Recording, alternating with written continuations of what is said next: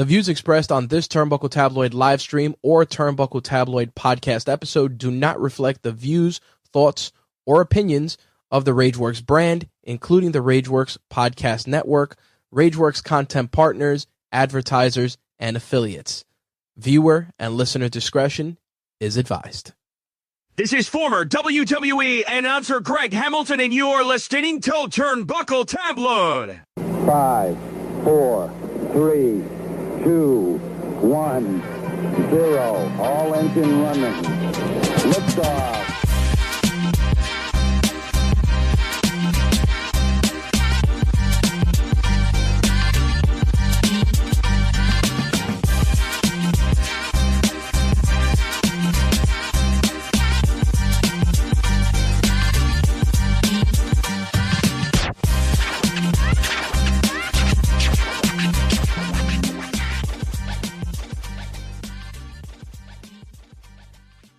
Hey, this is Casey Armstrong. You're listening to Turnbuckle Tabloid. Nice! It's Wrestling Rundown with Jay Santy. Live from New York, it's Turnbuckle Tabloid.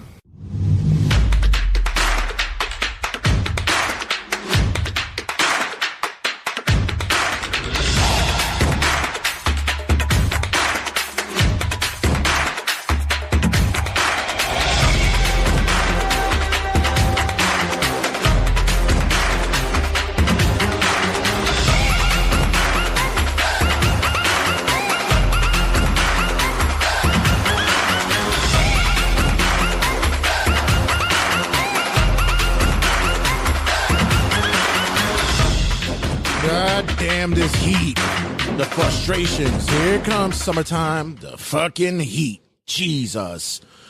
With the heat and with the ridiculousness that is GameStop. Thank you, GameStop. And I'm not talking about the store in general. I'm talking about its distribution, the ordering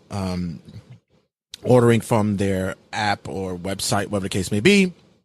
I am already a week late on my AEW Fight Forever. Even the game, the AEW game, frustrates me because I have yet to receive it. It's been a week late.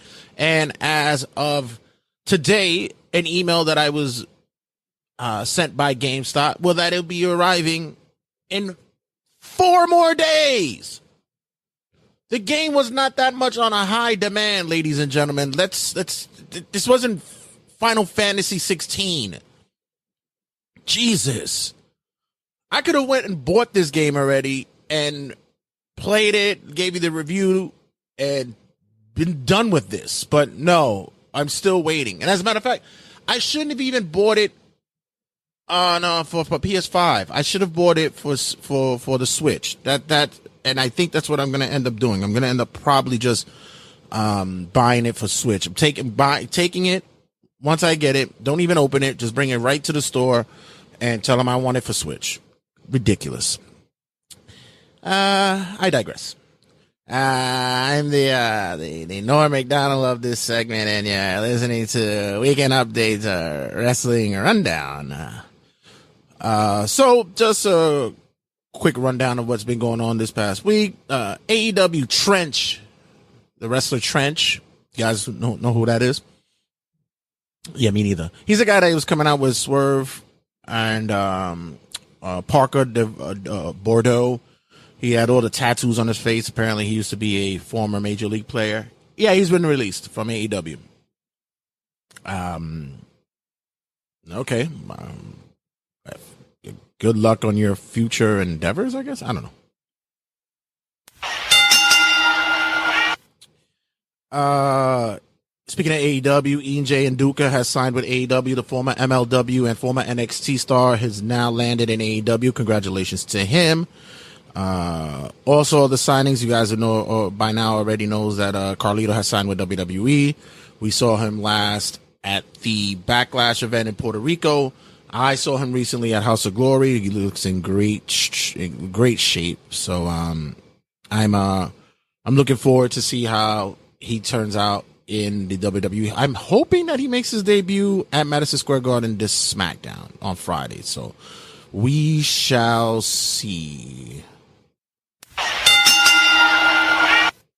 Also making an agreement with a promotion and a long-term deal as well. Moose, the Impact star who has basically made his bread and butter in Impact for many, many years, has signed himself to a long-term contract and says that it seems as though that will be his place where he will retire. The talented star says that mentions that he's not really comfortable with working in other places. He's very close to the management in Impact and doesn't really like to spread his wings and connect with other people. Although he does have friendships, I believe, with Ricochet and Apollo Crews. So I believe that he has felt that Impact will be his home and will stay his home until he retires. So congratulations to that man for his long-term agreement. Bryan Danielson was injured during his match at Forbidden Door against Okada. Everybody thought it was just a fracture, but it looks like it's a break of the forearm. Yikes. That's just oof. The forearm and the shin seems like to be two of the places where you go, ow, a lot. So it seems as though that's going to be an injury that keeps him on the shelf for the next 6 to 8 weeks. AEW had plans for him going forward, but I guess right now will be the time for him to rest up before All In Wembley Stadium, which, by the way, I have to say I might have to start eating crow, because although I was laughing hysterically about this, but it seems as though that AEW is doing well with their attendance of ticket sales.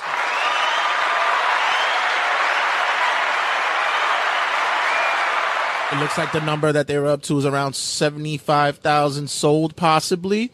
They're looking for a gate to maybe reach 84,000, and they might get it. But I have to say that I was skeptical about it in a way, because yes, the European fans are rabid, and they are large part huge wrestling fans. Case in point, we just saw Money in the Bank, how they turned out in droves, and the possibility that WrestleMania may go to London in the future is a possibility. And by the way, I think that after the turnout that they had at Money in the Bank, a lot of those British fans said, yeah, let's buy the tickets for All In, because, you know, we never know when we're going to see them again. So, yeah, but like I said, hey, when I'm wrong, I could call it out. So good luck to the AEW crew.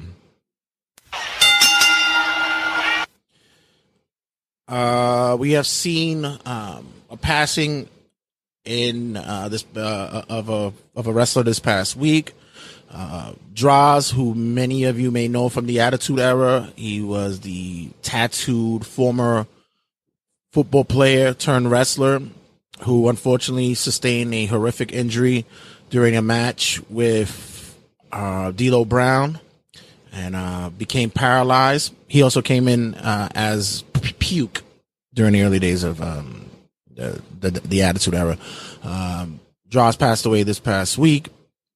Our condolences goes out to he and his family, and I also would like to send condolences as well to D'Lo Brown, because I know for many years he carried such pain for believing that he was the reason why the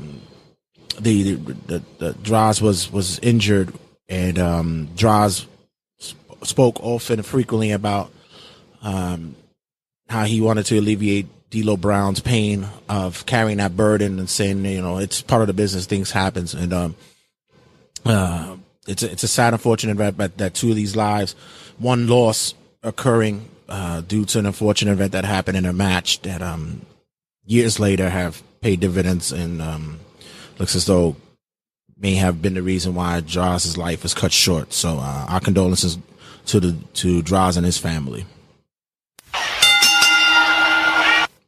Has anybody heard the Little Uzi Vert album yet? I have yet to go through it fully. The first couple of songs, I'm like, meh. But I'm still gonna finish off the album. But the song I did hear as early as the album came out was Nakamura, which plays off the Shinsuke Nakamura theme. So I immediately ran to that and thought it was good. I enjoyed it. It was a fun song to listen to. So if you guys may not be into Little Uzi Vert, but are into Nakamura and his theme song, check out Nakamura on Little Uzi Vert's album. Did anybody see that that MJF was following Adam Cole's Twitch?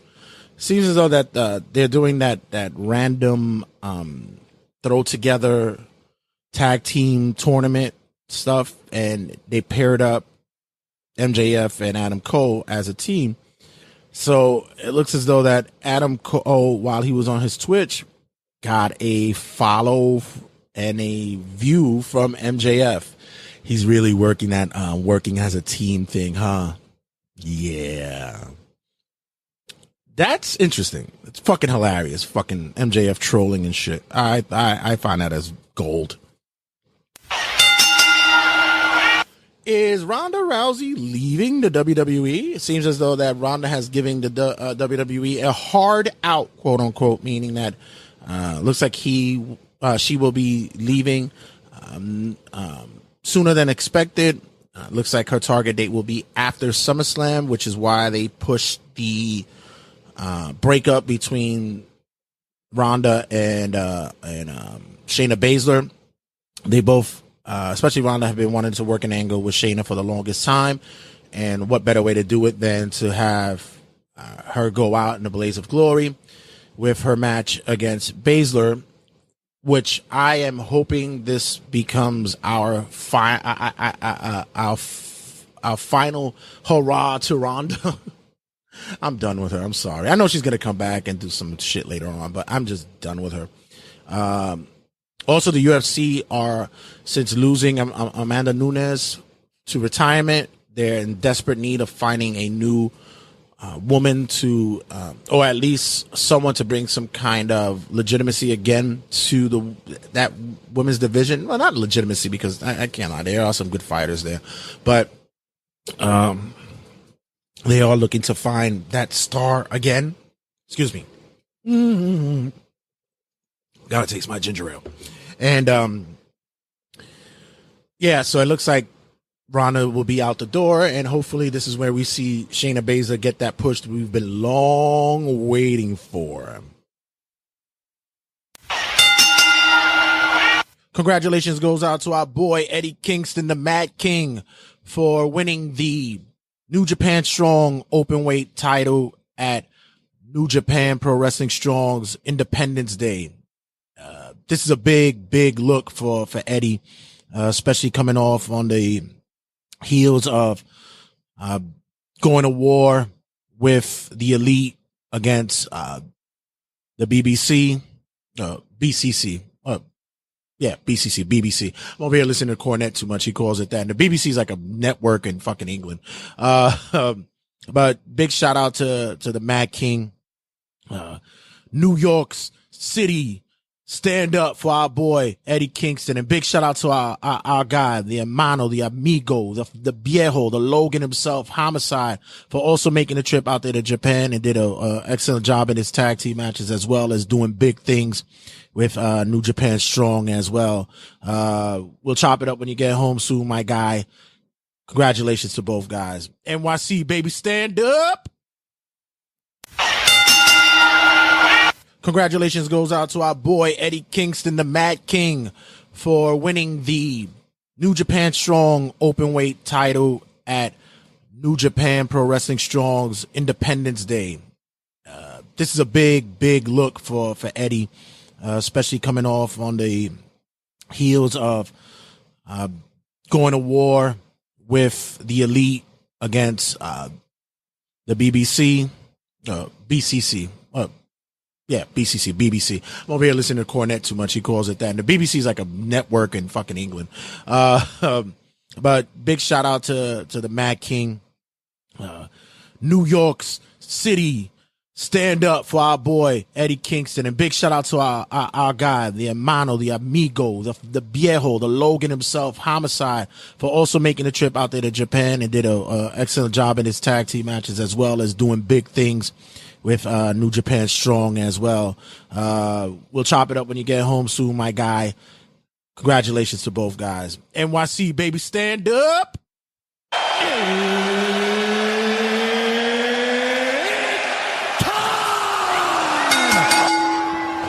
Oh, Baba, I'm going to miss you, your big jabroni.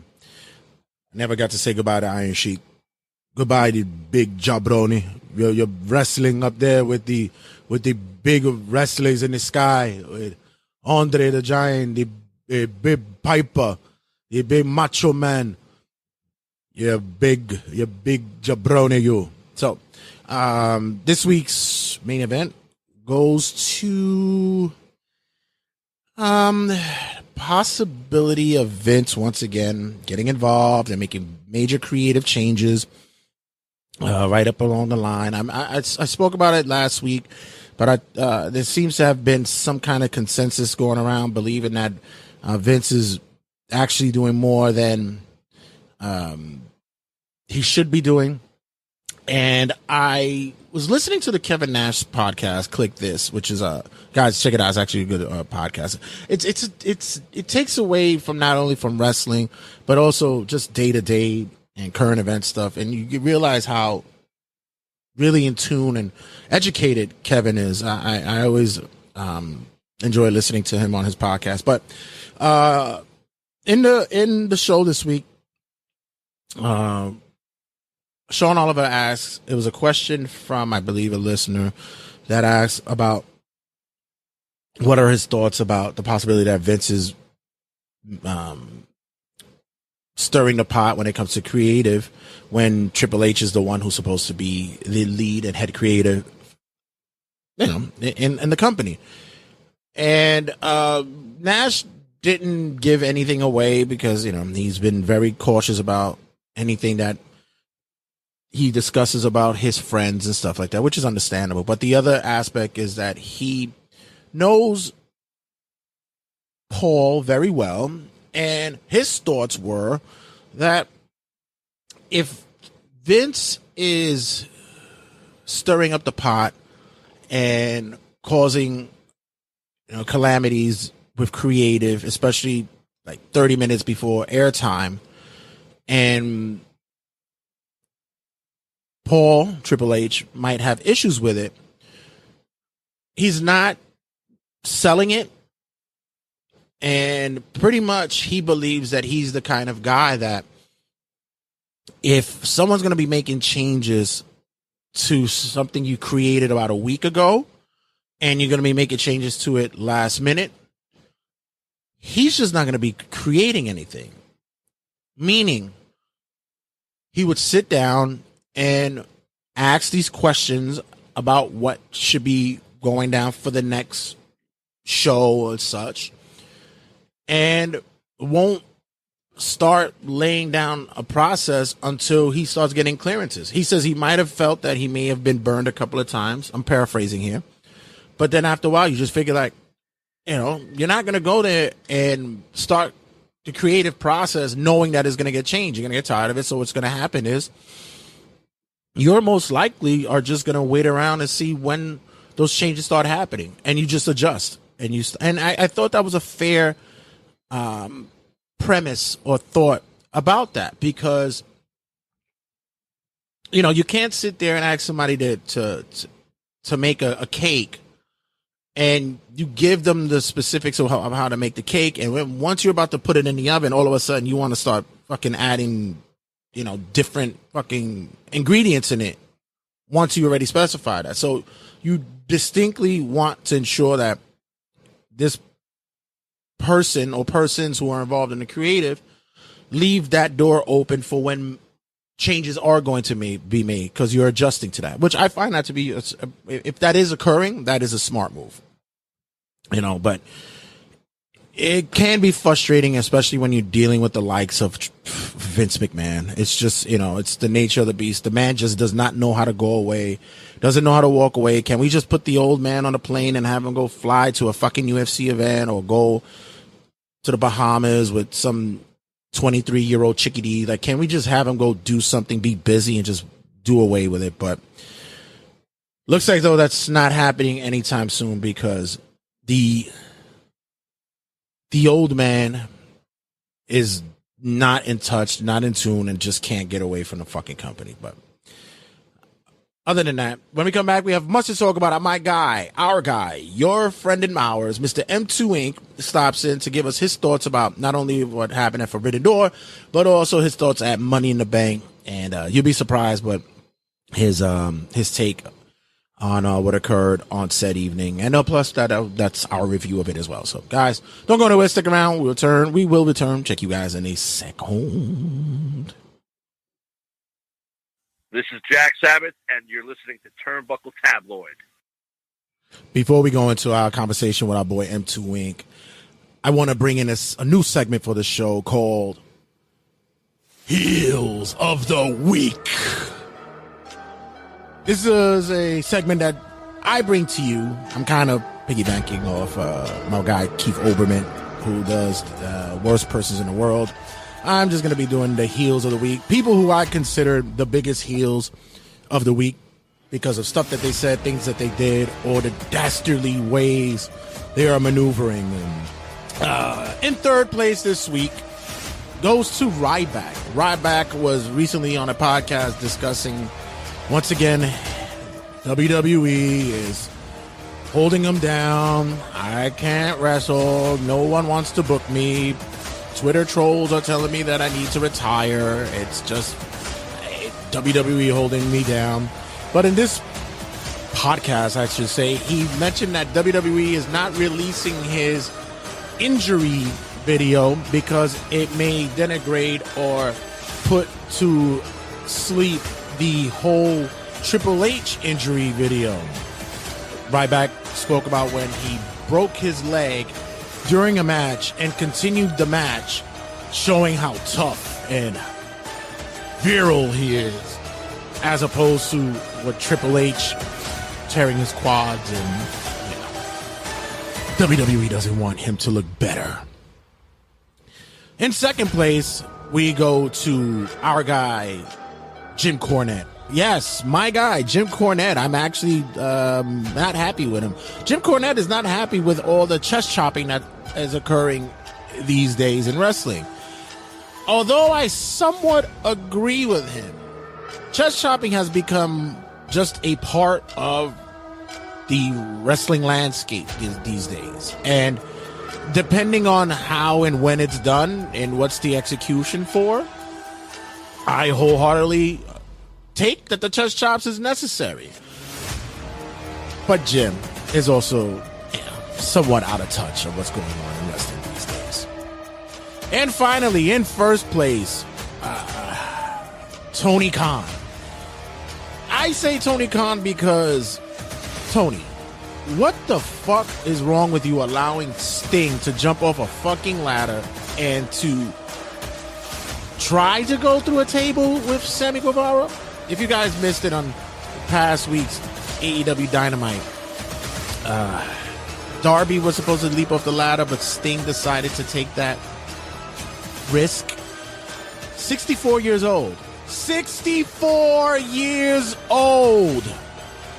Thankfully, the old man did not break or hurt anything, except maybe his pride and chipped a tooth. But if you look at the video, the table was way too far for him to make it, and yeah, you shouldn't have done that. And honestly, your promoter, your owner, the man who oversees you, should not have allowed you to take that. So our number one heel of the week is Tony Khan for heels of the week.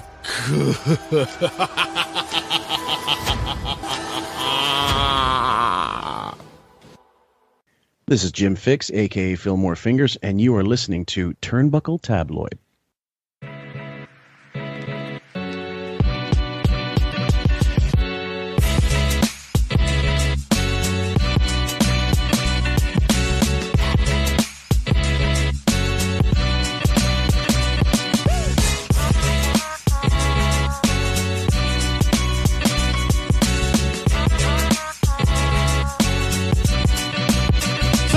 with Money in the Bank in the books, I have to say that there has been some backlash in certain areas of the wrestling universe and the wrestling world. Some are opposed to the outcomes of certain matches, and some are conflicted on whether or not they should enjoy it. So if you guys don't hear the farm animals in the background, you should, because that means our boy M2 Inc. is in the building. And when there's farm animals, how y'all doing? That's M2 Inc. He's stopping in. What's going on, brethren? Nothing much, just being a good old country boy. But I bet you are. And yeah, very, very controversial pay-per-view. I thought it was only going to be one bone of contention, but whew, that was plenty. Well, before we get to the controversy in which is going on with Money in the Bank, let's go into the controversy in which you're stirring up on the TikToks. Our boy M2 Inc. is vastly known in the TikTok universe when his wrestling takes. This is why he and I meshed so well. I met the young man through there, and I've often said that the man at such a young age has such a fresh and young but yet old soul on his take in wrestling. And with that, his opinions have been vastly argumentative, debative, and in many points have drawn people such ire that he's basically laughed in everybody's face when he says shit. So what's been the biggest debate going on your side in your TikTok universe? So it's real crazy because I'm not ashamed to say I am a fan of Jim Cornette. I don't agree with everything he says, but I'm a fan. He's funny, and he's got a decent wrestling take to me. And I posted with video to talking format what he was saying, his reaction to the Rainmaker from Okada. And you would swear he said that Okada is a no good, nothing Japanese wrestler that nobody will ever know and doesn't need to be in the States. And all he did was talk about the Rainmaker. We're at 120 something K of arguments of Cornette is irrelevant, or of Cornette is tripping. No, and then it's no, he's not. It's just a clothesline. He's making a point. I'm just lost on why it's. What did he say? If you've seen that video, the most he said was in AEW, the world of AEW, where there's Canadian Destroyer every 5 minutes, people crashing through tables, moves that are just absolutely amazing. The Rainmaker is going to be underwhelming. Is he lying? No. I totally agree with that. And I also agree with the fact that AEW buries themselves by doing that. They honestly do. Oh, yeah. Because and New Japan as well. They do take it to certain levels as well when it comes to that. But I could also say at the same time that in their world, in which is the AEW New Japan world, in that scene of wrestling, finishers aren't finishers. They're not. They're more of higher accoladed signatures, because the only place really where finishers are pretty much protected is in WWE. For sure. You only get that rare unless it's the Judas effect. No, wait. Did Jericho hit Sting with a Judas effect during their match? Oh no. Oh, okay. Okay. Yeah, because Sting had to win. There was no way. Okay, good. So then it's protected. Oh yeah, and the one-winged angel. Don't forget the one-winged angel. The one-winged fairy. Yes, it's still protected. Yeah. But yeah, and other than that, in that universe, because we've seen the Rainmaker hit on individuals depending on where it is, if it's at a Wrestle Kingdom or G1 Climax or such like that, where it's basically you kick out of it. It's just a setup. But Yeah, when you have a multitude of finishers in AEW that just is disregarded. No, I understand that. I get where he comes from with that. The only thing that bothers me with, Cornette, and it's not the out of touchness. There's still always a level of formula when it comes to your standard understanding of storytelling, wrestling, and execution. That you don't change that. You can't just change that formula. It's like trying to change the formula of water. It just doesn't really happen. You don't do that. You do the bases. But with him he often, he doesn't really sound connected when he doesn't know the product and he's just shooting off the cuff. If he would just put a precursor or a disclaimer early on saying, I don't know these guys, I don't watch that promotion, I don't know anything, so I'm just in the clouds when it comes to that. But I'm taking this viewpoint as someone who's watching them for the first time. I'll get that. Like Brian Last would sit there and he'll say, I watched him, I enjoy it, I know this and this and that, or I don't enjoy it, because he does watch it. Yeah. But with Cornette, it's just, he's a bit out of ways when it comes to that. Just no patience for it. He doesn't want to learn. It's just he gives them one chance. If he doesn't like what he sees, it's done for, and that's why I disagree. Because I'm willing to see what they've done. Like, I've seen Okada matches that were amazing. You remember Roderick Strong versus Okada? Yes. That is one of the 7-star matches to me. That was amazing. And that Rainmaker looked vicious. Actually, I think I actually put that in my video.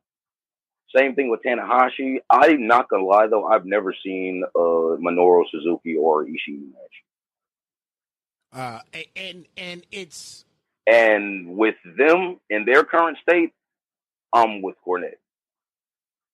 Because I can't, but I'm not going to say they've never done anything worthy. It's just the way they've been pretty much promoted in AEW, they're past their prime.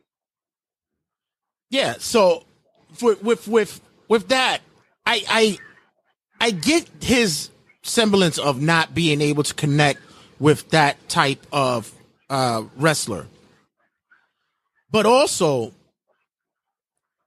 it's also very hypocritical for him to say certain aspects when he doesn't know the product. He doesn't understand it. He doesn't get it.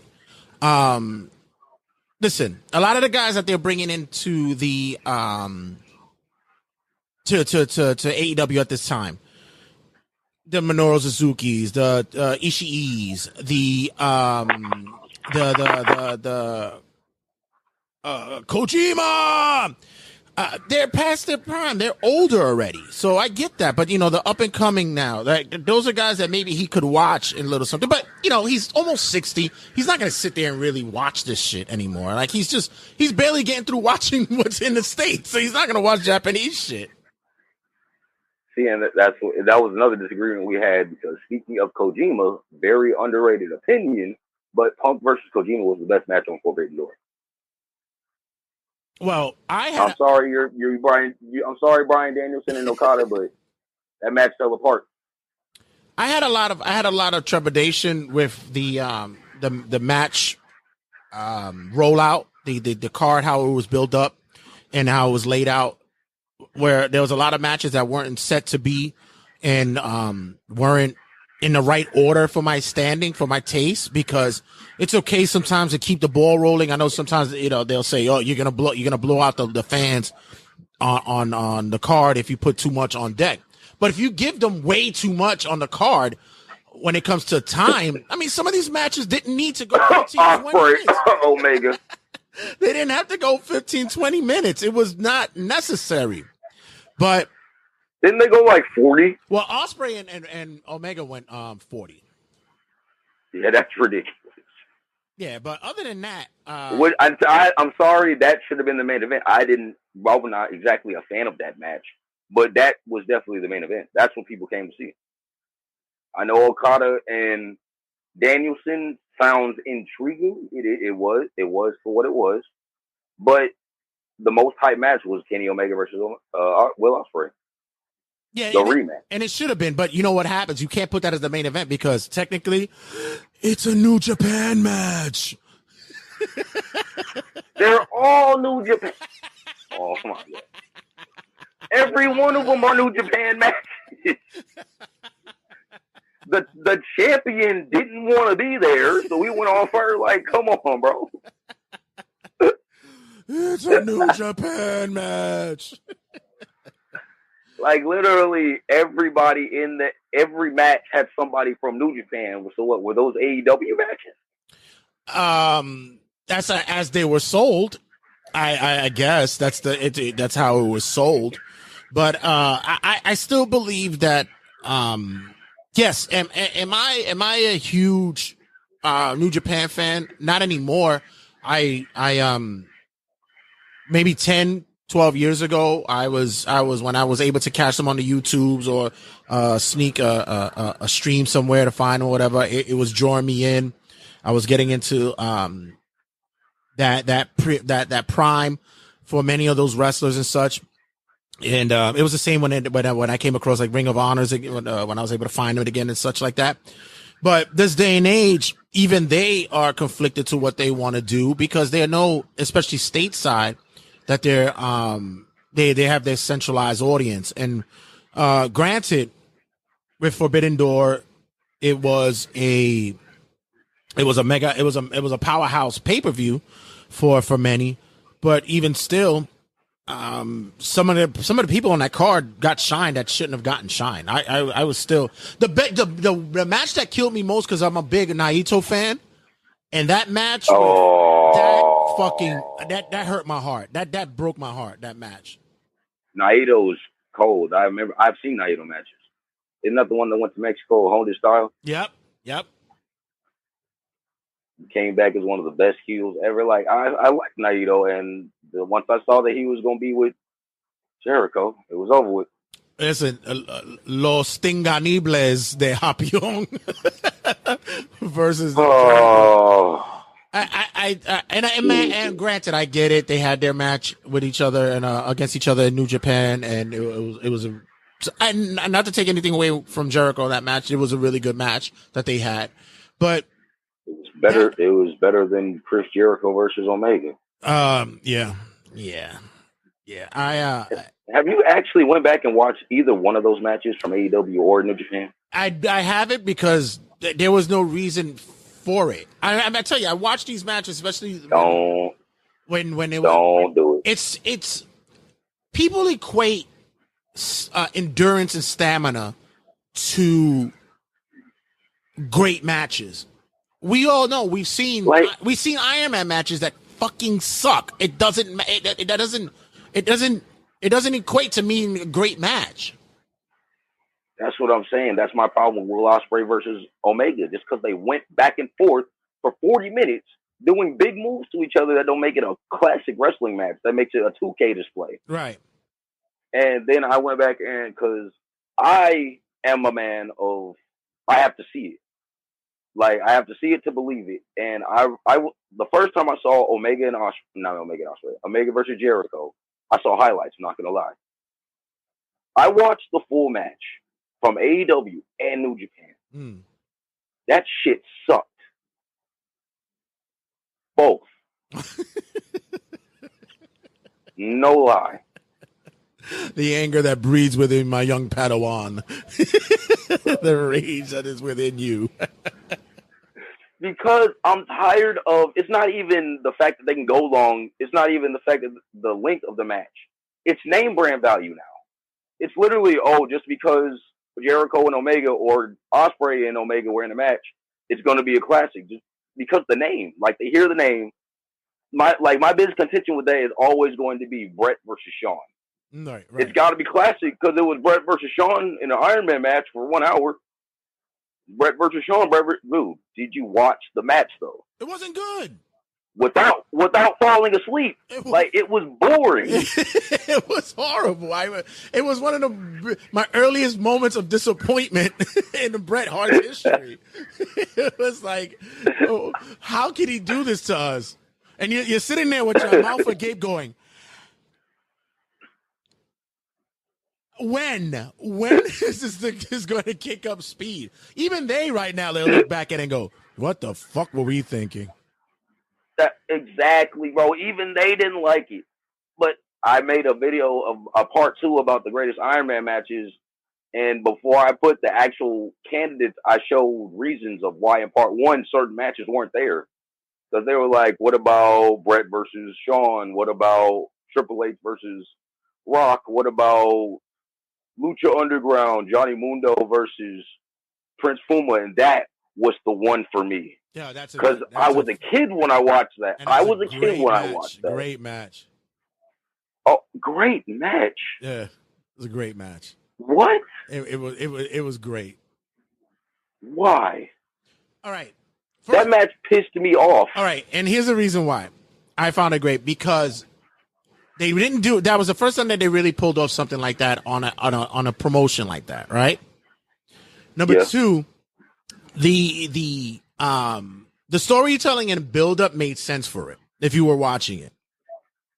Bro, that's what I'm saying. That's why I gotta disagree. Oh, okay. That dude came back 4-1 after a crowbar to the head, getting his ass whooped all across the whole arena, and made this Naruto Goku Superman ass comeback. But the thing is that's what Lucha was. That was that show. That's how it was. See, when you watch a show, when you watch a promotion like that, you understand the cinematic touches for it. It's you're watching Power Rangers. That's what you were watching. That I understood with that. I can't take that same thought process when I'm watching WWE and AEW and stuff like that and go, oh yeah, that's believable. Yeah, I got it when it came to that. I understood because when I watch Lucha Underground, there's fucking mystical power people popping up in the middle of the fucking ring and stuff. I get that. That does make sense. Yeah. That does make sense. Wasn't the promoter? Didn't he like die and come back to life? Hey, this is what I'm saying. It was a legit soap opera. It was All My Children, Days of Our Lives, Another World, and General Hospital as a wrestling show. It was all rolled up in that one. Guys, if you don't get the chance, if you can find it somewhere, Lucha Underground was actually one of those wrestling promotions that I displaced the reality of it, and I said, let me watch this for what it was, and it was actually really fun. And a lot of people that you know that are in wrestling now came from Lucha Underground. Most underrated, Marty the Morris Martinez. Yes, I had him on the show one time. Really good guy. He's a big video gamer. He's a good guy. Good guy. Marty, that's crazy. Yeah, he's a big gamer. With that being said, let's segue to what we came here to see. What was the big conversation that we have on deck, which was Money in the Bank 2023. Ching, ching. Money. No, what was my favorite in the video game? It was, okay. We getting money. We getting money in the bank.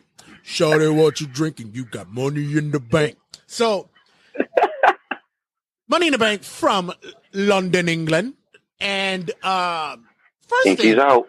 Yes, with my tea and crumpets. It's such a bad fucking British accent. My Cockney accent. My Cockney. I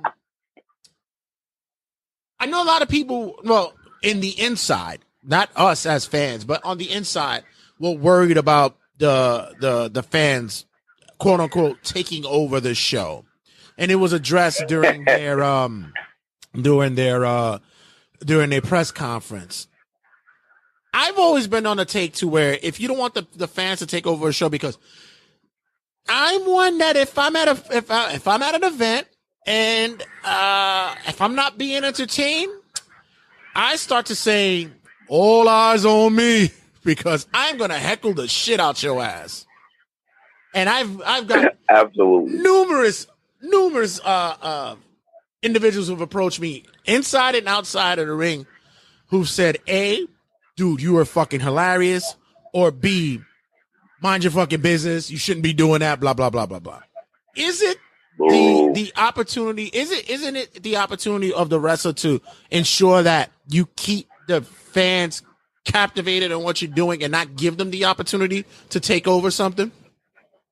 It's 100% the wrestler's job to do that. No matter what the match outcome, it's the job. It's the job. It's on the wrestler to keep the eyes on the product. I've been to many stand-up clubs, and if the comedian ain't funny, the audience will let you know that. Yeah, heckling will be. Get off the stage. Oh, it's even worse than that. I've heard individuals talk shit about the comedian's mother. What they did to their mother. I've heard numerous. It's worse than hearing an 11. Should have swallowed. It's worse than hearing an 11-year-old curse you out during Call of Duty sessions. It's disgusting. It's disgusting. But on this night, for me, just to take the viewer's perspective of the crowd, I thought the crowd was great. I think they were on so many levels of knowing when to chime in, knowing when was the time to work, pay attention, be a part of the show. My favorite part of the crowd interaction was not only the Roman chants that they had. Oh, that was thunderous. But the best was when they were doing during the Women's Money in the Bank match with Bayley, and they were singing Bayley's song, which I love when they do. And Bayley flipped it on them and was like, "Shut up! Shut up!" She has to. She's a heel, but they love Bayley in England. Oh, they love her. They love her. So I was a big I was a big fan of those guys. Do they put the Americans to shame as a fan base? Because to be real, a good crowd, you got to be in Chicago or New York. Other than that, who's really bringing down the house lately? I'll tell you, New York is a great crowd, but when you're in New York, if you don't get a out of all, like anytime during the event, then you're not in the New York. You're not in the New York venue. Chicago's a big wrestling town. I love Chicago because it's always let's boo the fuck out the faces and cheer the heels. Right. Every time. Philadelphia, they're just vicious. They're disgusting. This is why I can't wait for WrestleMania this year in Philly. It's gonna be gross. They're atrocious. You know how many people I know who live in Philly, who are from New York or have gone to school in Philly and from New York, and they go, "God, I hate that city, but I gotta tell you, they are passionate." They are passionate. And I give it to Boston as well. Boston is just the same way. Boston has. Oh yeah, Boston. Boston will give you this shit. But Philly? Yo, you remember 2012 when Cena got booed in Boston because of CM Punk? And that was his town. That was hilarious. That was his town. The Carolinas, you guys in the South aren't too bad. You guys do bring it when it's your people that's being represented. But yeah, man, shit. That Northeastern crowd is just vicious. In the Midwest, Chicago, and Detroit too. Oh my God. Detroit could have a lot of love too. Those guys. But I can see Detroit. Let's get into the first match of the night. We get the Money in the Bank match. We have our constituents. We have Shinsuke Nakamura. We have Damian Priest, Yay. Santos Escobar, awesome, Ricochet, LA Knight, epic, and all the great, and Logan Paul. Boo! Now let me ask: was there something in the pit of your stomach saying he's gonna win? Logan Paul is gonna win this shit. I was expecting the worst. Because I did not want to expect LA Knight to win and have Logan Paul of all people win. So I was like, if LA Knight doesn't win, it's going to be Logan Paul. Thank God it was Damian Priest, but I was terrified. Now, just to have to look at his face and listen to him with that briefcase gave me nightmares. For me, out of all like the recent Money in the Banks that we've had in the men's division, right? I have to say that I'm going to say in the past maybe 8 years, maybe 7, 8 years. I thought the match itself was probably the better of many of those for the men's side. The one that just happened. Yeah, I thought. Oh, it's one of the best ones for sure. Now. Yeah, I thought that they picked the best participants for it. It was a nice balance of high flyers and power guys. I thought the positioning of the possibilities were keen to the match. I think the only one that we probably would have said that, yeah, he's not winning is maybe Ricochet. Ricochet, absolutely. Because Pete was in his hometown. Right. LA Knight was the most over thing. Logan Paul's a spoiled little bitch. Damian Priest is Damian Priest, and they would defer their story with Judgment Day, and he's just a top heel that they want to push. Right. Actually, you could have said that for Shinsuke. Because I think Shinsuke is at a point right now that he is so comfortable with, unless they feeding him dog shit on a fucking stick, that he is comfortable to what he got. He's older. He loves his time in the United States. He's even mentioned that him being here has been a great move for he and his family. He gets to serve. Yeah. He's one of the most swaggiest motherfuckers on the card. Like, he's good. Yeah, I think he's straight. Like, he's been said that, and I was like, I'm pretty sure as long as his contract is good, he's got good money. He don't really care what he's doing. And you got a fucking song on somebody's fucking new released album that's your theme, and it's fucking getting over by the. Oh yeah, Lil Uzi. Yeah, Uzi. That's actually a good song though. I ain't gonna lie. I haven't got through the whole album. I haven't checked it out yet. Yeah, but that song is actually pretty cool.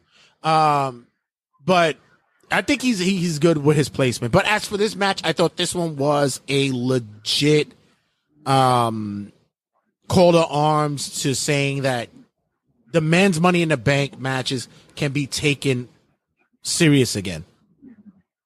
Absolutely. That sleeper on the ladder with the 450 splash. A thing of beauty. And even though I can't stand him, Logan Paul did his shit. Yeah, that spot with Ricochet, although it looked botched, I'm happy that it looked that way. And I'm glad that everybody came out. It looked ugly. It looked nastier like that. But you know why? It's supposed to look that way in a certain way. Like, it can't be always perfect. Not like that. It's not like when you watch Sting jump off a fucking ladder trying to. No. Oh my God, he did dental to himself. Didn't he like land dead on Sammy's knee? First of all, the table was that way distance. too far for him to jump. That distance was crazy. I was like, there's no way. Somebody's going to push the ladder down. He jumped. I'm almost, 17 years younger than Sting. Maybe a little bit more agile at my age than he would be at his age. You can say what you want, but even I would have climbed up there and said, man, fuck this, Darby. You do this shit. Fuck that. You got it. It's all you. That distance, I was actually legit scared. I was like, he's gonna jump, isn't he? This man is too old. There is no. I was praying they were teasing.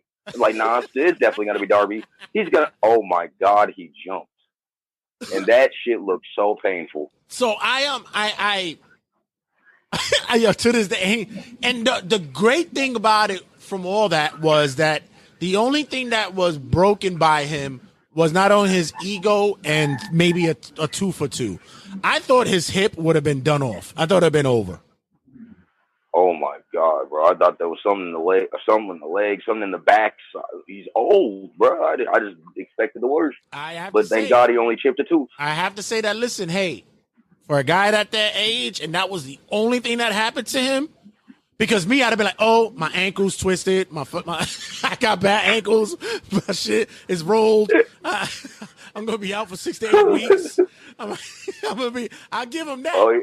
But him not popping a hip joint out of place, good for him. Good for him. But going back to the Money in the Bank. He got his fiber up. Just Geritol Complete really hits all the vitamin portions that the bones can need. But other than that, just to get your point on this, the closing out of the men's Money in the Bank. What was your thoughts about how they kept the audience at bay about what was happening? Oh, I thought it was great. And like I said, the only time I realized LA Knight wasn't going to win was the moment he threw everybody out of the ring. Once he did all of that, I knew it was done for. I was like, all right, he's not, everybody's down. Yeah, he just threw everybody out, but there's been too much time passed. So then I just kept wondering who was going to be. It was either going to be Logan Paul or Damian Priest, and thank God it was Damian Priest. I called it. I said it. I said it made better sense for Priest to win because of what's going on. We need. All right. So I had a conversation with my brother about this, and he's a big Priest fan. You know, of course, you know, us being Puerto Rican and such, we got to throw up that flag. But not only that because of that, but because I think that with what's going on with the bloodline on SmackDown, Raw needs their own protagonist, antagonist kind of storyline something on Raw. And the early moments of Judgment Day when Edge was running it, we looked back and we was like, oh, okay, all right. Edge is trying to maybe bring back some kind of connection to the Brood. And we went, all right, but a lot of wrestling fans were like, this is kind of looking like House of Black, but all right, whatever. Every kind of absolutely. Every promotion needs their kind of mystical, kind of dark faction or whatever. Once they kicked Edge out of the group, we went, oh, well, that's an interesting twist after maybe 3 weeks. That was interesting. But then we found the Judgment Day to be more like a dark biker gang kind of maybe thing going on. And I was like, okay, we have the OC. Yeah, right. Little goth. Little, you know, we get that going on. We okay with that. They put Dominic in there. We were like, holy shit. Wow. That's when it turned around. Yeah, that's when it turned around for the better. And that's and you're right. And that's when the real heat came on. And in many of our eyes, we went, this is going to be good. This is going to be good. So with that being said, right. Does Damian need to thank Dominic for that briefcase? No. He might thank Bad Bunny for it. Ugh. Yeah, I know you would hate to admit it, but yeah. Yeah. I hate to say it, but you're right. That's the match that made the backstage Dominic made the faction better, and especially with the only thing I don't like is don't pipe in the booze. You don't need it. Please. I'm saying, because sometimes I can't tell. No. The natural booze is chef's kiss. Beautiful. Just mic your crowd a little bit better. Other than that, you don't need to pipe it in like that. It's amazing.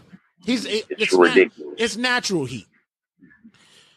But Damian getting the win here makes more sense because you want to give the legitimacy to Raw. You want to give the legitimacy to the possibility of him cashing in on that new title. And you want to give the legitimacy of the possible tension between he and Finn. Makes more sense. LA Knight's story on SmackDown with that briefcase would have probably gone nowhere. You would have given him that belt.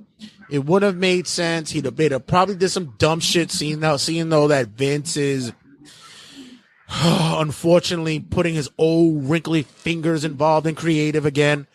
He probably would have made him cash in on Austin Theory or some shit like that. Oh my God. Well, I can't deal with another cash in on a U.S. champion. Yeah. Or an Intercontinental, or a Cruiserweight, or an NXT. It is a world title briefcase. Right. I'm still mad about that Austin Theory shit. So yeah, I'm not upset with this win. And like I said, let me just do it for all my Puerto Ricans in the back. Boricua! So I just wanted, I needed to do that. We then get, before we go into that, because I forget where it happened during the lineup, the John Cena return. What was your thoughts on that? I popped like a child. Did you? I was like, Cena! Oh my God, what is he doing? And he was in ring gear. So I kind of I was like, is he going to give us a little 5-minute match? Hold up. And then Grayson Waller came out. That was crazy. I thought that was the best. I hope that's not who they're setting. I hope they're not setting him up for that, because Grayson Waller is definitely going to have to lose that one. That's not. He's good, but he's no Austin Theory. But I say that. Well, yes, that you're right. That would be the one where Cena can go out on a blaze of glory. We don't always have to have the exiting, retiring wrestler go out lying on his back. It would actually be a good thing that Cena goes out wearing his Reebok pumps. He takes them off and leaves them in the middle of the ring, beating Grayson Waller at WrestleMania will make a whole bunch of sense. I would love that. I can see that. I would. That's a chef's kiss, because that would be great for Grayson Waller, because he don't even got to win, but he can give Cena a run for his money, because Grayson Waller is good. Yeah, he is. Okay, well, nobody says Grayson Waller is great. Yeah, in that ring, and I love his offense, except for that dumbass finisher. I can't stand it. But I think that I thought it ran a little bit longer than it should. And I think it was because they were filling time, which I get. I get that. But other than that the crowd didn't John Cena sucks him was a beautiful testament and a beautiful sentiment to Cena's career that is well deserved, that needed to be shared. And it sucks that our stateside mates don't do that, but I think it carried over because of what he did for Austin Theory at Mania. Yeah, because I'm not gonna lie, I'm with you. I was, as soon as I heard, I was waiting for the John Cena song. I was waiting for it, but it never happened. I was watching it and the music hit, and I went, "Wait, did somebody hit the wrong button? Like, what the fuck was that?" And I'm like, "He's there?" I was like, "Holy shit!" And like I said, I got a little excited because he was in ring gear. I was like, hold up, a little 5-minute match. I said, someone made a boo-boo. They hit the Cena theme? Someone's trolling. This is not supposed to happen. But apparently he was in London. He was in London filming something, and he said, I'll do a drive-by, and sure enough, and he popped the crowd greatly, and I thought it was a real good moment for wrestling fans. But in any case, we'll go to the next match, was he had the tag team women's championship match between Liv Morgan and then Raquel Rodriguez versus Ronda Rousey and Shayna Baszler. I have to apologize because I skipped the shit out of this match, and then learned that Shayna turned on Ronda, and that made me mad. Now, watching this match, I was almost doing the same thing where I was like, I know Shayna and fucking Ronda's gonna win. Ronda, we're gonna win, right? So I'm like, let me make a grilled cheese sandwich or some shit. I was ready to go, but I didn't move away at that point. Then the turn happened quickly, and too quickly, bro. No, I'm so mad. But I'm gonna tell you what it reminded me of. It reminded me of But you see, that's what I'm saying. You're a young man with an old man's taste, but you don't remember. It reminded me of the older Mid-South NWA kind of turns, that it just happens that way out of the blue. Like it's not that build up happening, that it just occurred mid-match where you get that pop from the announcers like, what just happened here? And the crowd did the same shit. And me watching, I did the same shit. I said, oh shit. What? See, I'm mad, and I know why they did that, but if this was to lead to Shayna and Ronda at SummerSlam, they should have been tag team champions well before this. Well, the big rub is because I was excited for them as a tag team, bro. They are so good.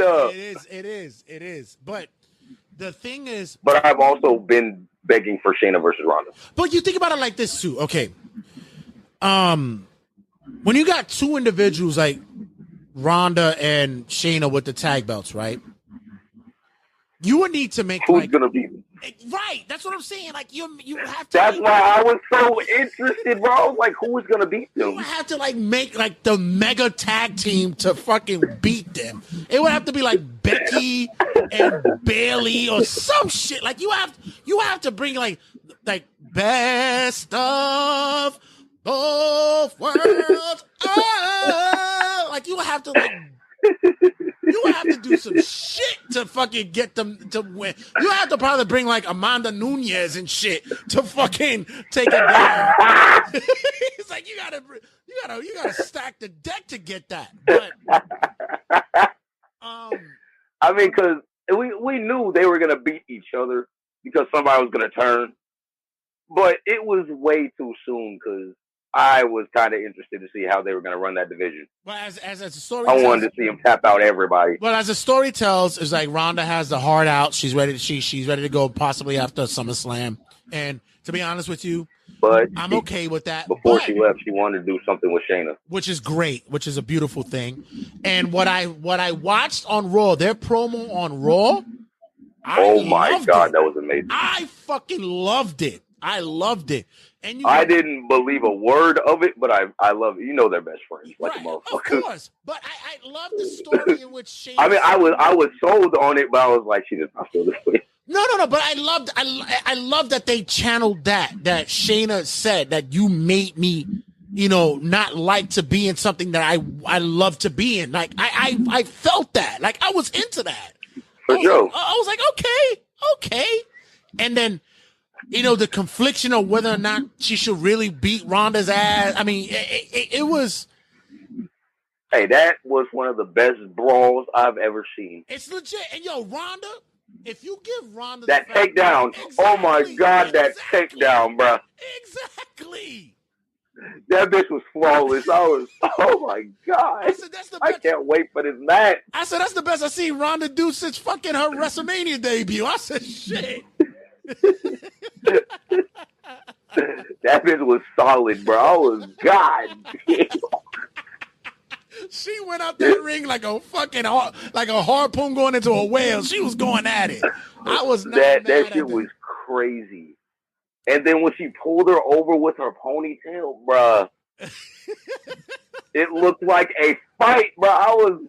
I can't wait for this match. Yeah. That's what I want to see. That's why I'm saying I really don't want to see. Also, side note, isn't SummerSlam looking pretty stacked? If they build it right, yeah. Because I'm thinking it's going to be Drew and Walter, Shayna and Ronda, Roman and something with the Usos. We don't know how that's going to go. Who knows what Rollins is going to do? Well, we don't have the Rollins build up yet. Cody and Brock is going to be the last of their trilogy. Amazing. Hey. It's got to be an I Quit match.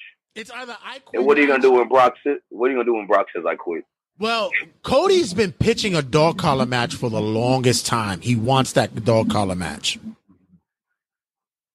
course she does. She has Yeah, discretion. and WWE hasn't done one like that. He's so fucking spoiled. All right, Tony, so much. Why? God. We'll You're spoiled. Why do you need a dog collar match? Because everybody else had one? No, because WWE hasn't had one in years. So if they don't have a dog collar match, it'll probably end up being a bull. But the promo, the matches, he rolled up Brock. He passed out to Brock. He said, I didn't quit. Come on. Well, here we go. That is the setup of an I Quit match. You're right. It would be the I Quit match, but since we're also going along the line with you're a cowboy, my father's a cowboy, I come from cowboy blood, it would either be, if they don't do the dog collar match, it'll be a bull rope match. He about as much of a cowboy as Adam Page. Just because he comes out with the Red Dead Redemption theme, it makes him a cowboy. Exactly. Another one who came out and we'll get to that. But in any case, Liv Morgan and Raquel win the match. They get the women's tag team title. I was kind of happy with what we saw on the Raw follow up with the tournament that they had. There's a lot of storytelling there which needs to be happening in that women's division, especially when it comes to the tag team. But I'm happy that occurred. We then get for the WWE Intercontinental Championship, Gunther versus Matt Riddle, and the only thing I can say, huh? It was like kind of No, but the only thing that I took from this that made sense for me to make it more legit was that Gunther beat him by submission. Yeah, that was crazy. That threw me off. I was like, yo, he tapped. Yeah, exactly. Yo. Exactly. But yeah, that was a nice one. If you want to put the super listen, let him break Honky Tonk Man's record. Whatever happens afterwards, I don't give a shit. I just want him to break the Honky Tonk Man's record. I don't give a fuck. We didn't get Cody versus Dominic Mysterio, and I loved it. Did you? The exact match it should have been. Give me your thoughts about it. Like I said, it was the exact match it should have been. Cody running away constantly. I mean, not Cody. Dominic running away constantly, only getting offense when Rhea helped him. Cody pretty much putting a smack down on that ass. That's exactly what it needed to be. Cody didn't need to be in jeopardy at all against Dominic. He just needed to beat him, and that's exactly what he did. Straight up. I have to say that Dominic is it's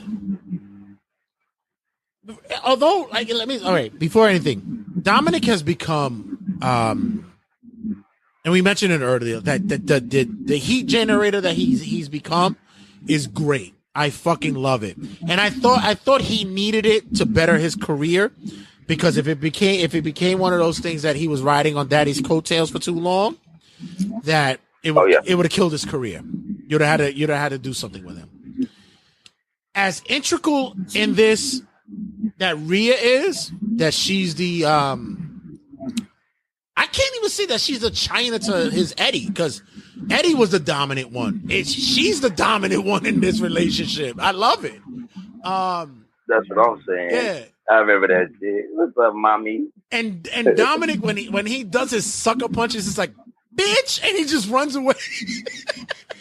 It's hilarious. I love it. And it's just hilarious. But he holds his own right now, and is going to show that with Ray being the ultimate face for many years, Dominic can be a fucking asshole for so long, like for a long time. I like it. I really do enjoy it. For sure.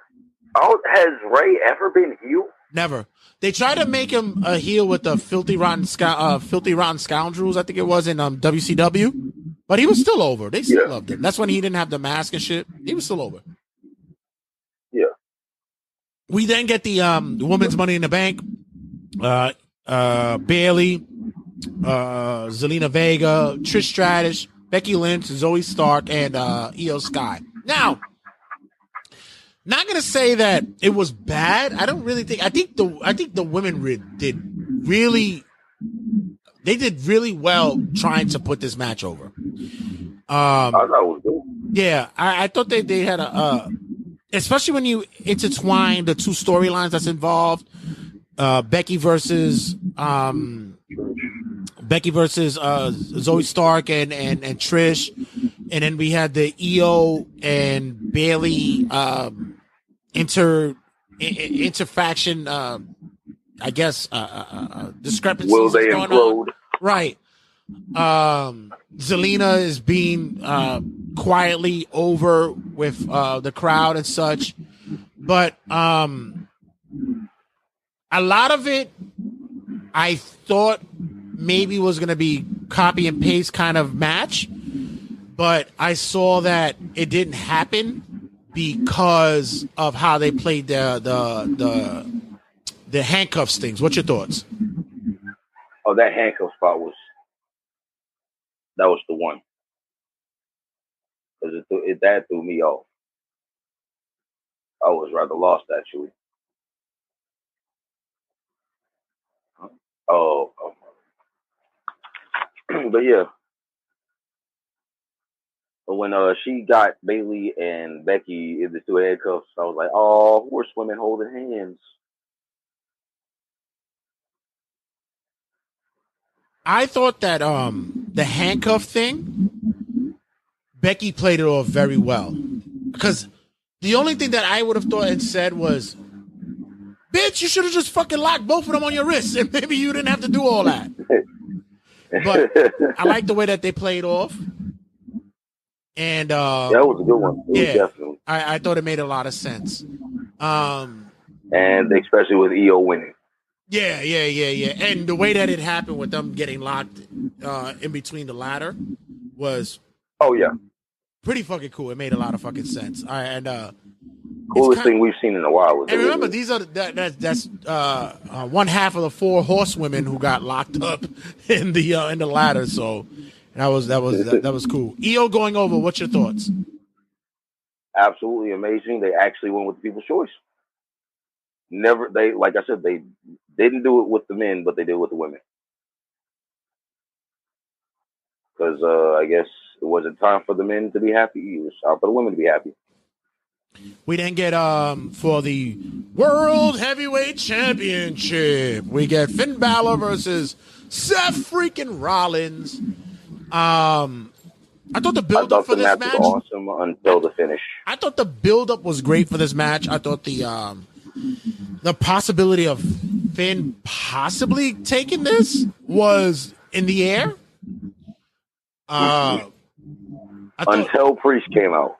Until Priest came out. Exactly.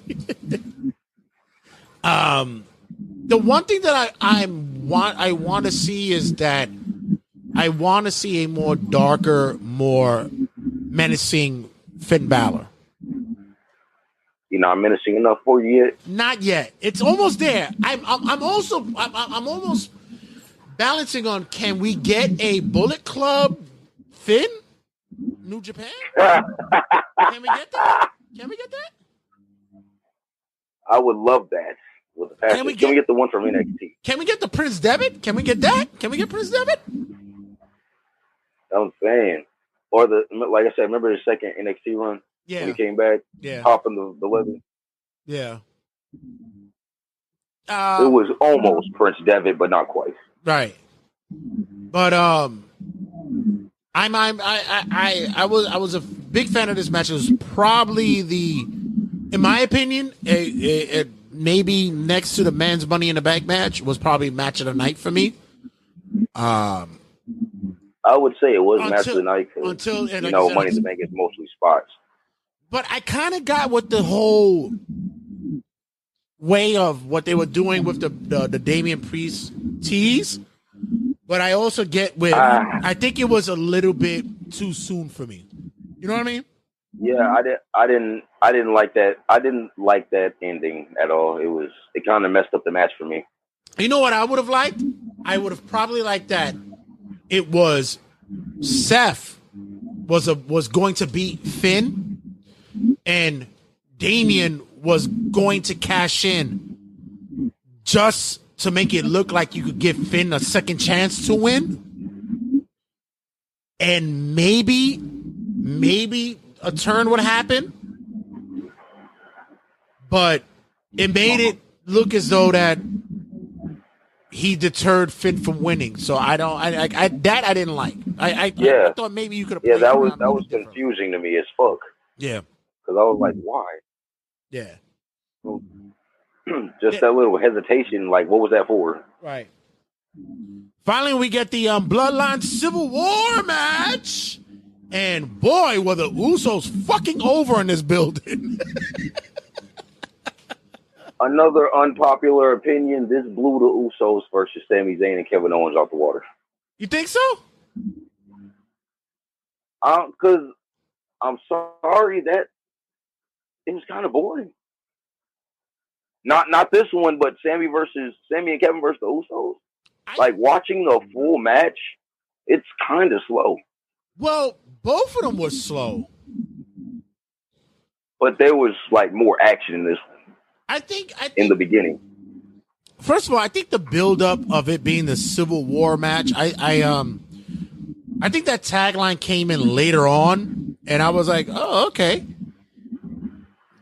Let's make that work. But I think more of the non-contact made the intensity of the match better. You know what I mean?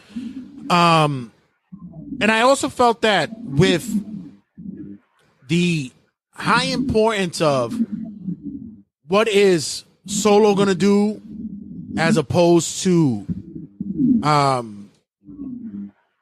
what Roman's level is right now made a better story for me. Oh, absolutely. Because I was rather curious to see more curious to see what Solo's going to do all night. If he was just going to keep staying in line with Roman Reigns or go with his brothers. But he has something even better. And all night, I was expecting if the Usos won, Solo's getting pinned. 100%. Solo, I was in my head. Solo is 100% getting pinned. Quick thought: is Solo a star coming up? Is Solo on his way to become a star? Is he going to carry the Samoan torch? I think he can. He just needs some more time. And maybe to get rid of the Samoan spike. Get rid of the what? The Samoan spike. Why? He's paying homage. But he's not big like Umaga. And the Samoan spike was already kind of ridiculous in the first place. A thumb to the throat? Like, come on. We'll see. And the way it's set up. We'll see. I like the spinning Solo better. Yeah, we'll see. I kind of. Well, you don't see it. I do, but I don't. Like, I'm on the fence with it. Maybe as a signature. Maybe as a. But I also believe that once again it's one of those things that with wrestling it's carrying the playbook of what would be the regular thoughts of how certain wrestling tropes are, gimmicks wise, the formula of how to make a great match and such like that. They all tie in together. So I figure that, hey, Samoan Spike, Samoan wrestler carrying on the lineage of his family. Okay, whatever. But I would like to see maybe another finisher added to him. I do get that. I can see that. But when it comes to this match, the biggest story in this match was Roman. Because regardless of what we had thought about him 5, 6, 7 years ago, this match is the telling story of him being able to put over somebody through character building. And he did that on this match. Absolutely. He probably couldn't wait to put his cousins over. Right. Exactly right. Now, people are upset about Super J. Are you mad about Super J? Why would I be mad about Super J? I'm just saying. People are like, how you kick out of 15 finishers and shit? I mean, it was the time and the moment for it. He kicked out the 3D. He did. Oh, no, the ref was down. Oh, I thought the ref down. Right. He kicked out. Didn't he kick out of a double spear? Who? Jay? Roman. Roman, yeah. Kick out of a double spear, but Jake. Everybody was kicking out like it's one of those matches. It's Jay important. kicked out of a spear and a spike. Like it was like shit. Oh yeah, that one was crazy. Isn't that the one where he stacked him? Yes. Yeah. So yeah, that was a crazy kick out. But the spear was the craziest. And the reason I thought it was over. And the reason why I said I could get that they kicked out is because he took a long time to pin them. I get that, but the biggest story with that was after the win, was that I thought that and I'm glad that they did keep the camera rolling on Roman with the thoughts of the aftermath. The big thing was with that, you had to pay attention to what happened during the match in which Paul Heyman was telling Roman, he's trying to take food off your son's plate. Do you want him to do that? So there was a lot of intricate stories that this is what I'm saying. This is a fucking movie that's happening. This is what's happening here. Like Heyman says, they need an Oscar for this. This is Academy Award nominee shit. I'm saying, bro. And did you like the callback to Night of Champions? The Which kick one? out? Yes. That was absolutely amazing. I really need. If I ever get in the rest, I'm definitely stealing the shit out of that. That is slick as fuck. Like, you never think about it until they do it like that. It's a slick ass kick out. Listen, whenever, and this is what I keep trying to remind people about what's going on with the WWE right now. It's whenever, I'm going to say maybe 30 years, if that, because I've been watching wrestling for maybe 40 years of my life. The last time that we've seen like long story that's been this interesting is maybe Hogan era. Like you don't get this. This is ridiculous. I'll argue for Punk and Daniel Bryan. Punk and Daniel. No, not this. This is what, almost 4 years. This is COVID era shit. This is crazy. This is crazy. And the people are still captivated. People are still investing. People are still buying merch for this shit. They're buying every new merch that comes out for this shit. This is crazy.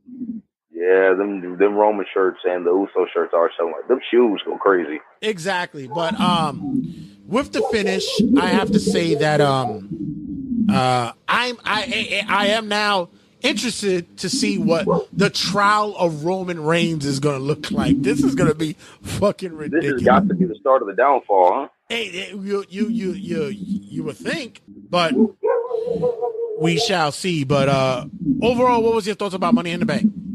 Oh, Money in the Bank was a great pay-per-view for me. Like, there wasn't that many disappointments. Like I said, I didn't really like the Finn Balor Seth Rollins ending, but that match was good. I'm not mad, but I'm disappointed that LA Knight didn't win, but Damian Priest did make the most sense. And I was underwhelmed by Walter versus Matt Riddle. Wasn't like exactly, I'm sorry, when you're seeing Walter versus Pete Dunne or Walter versus Tyler Bate, Walter versus Ciampa, you kind of have some expectations. Shout out, matter of fact, I forgot to mention, shout out to my boy fucking Pete Dunne, who was in the Money in the Bank match. I forgot to mention him as well. That's my guy, man. And boy Butch. You know, we need to stop that. Cut the Butch shit out. Let's get him back to Pete Dunne. Let's get him back to what he was. And I want him to be a legitimate competitor. He's already the bruiserweight again. Why is he not Pete Dunne? Exactly. And I need him to be a legitimate competitor for the instead of this little angry fuck for the mid-card title. Let's get him in that mix. Fuck that. Let's have him whip fucking Austin Theory's ass. But my brother, thank you for checking in as always, man. I know you got biz to work to do tonight, but let everybody know we can get you on what's gonna be happening for the upcoming times.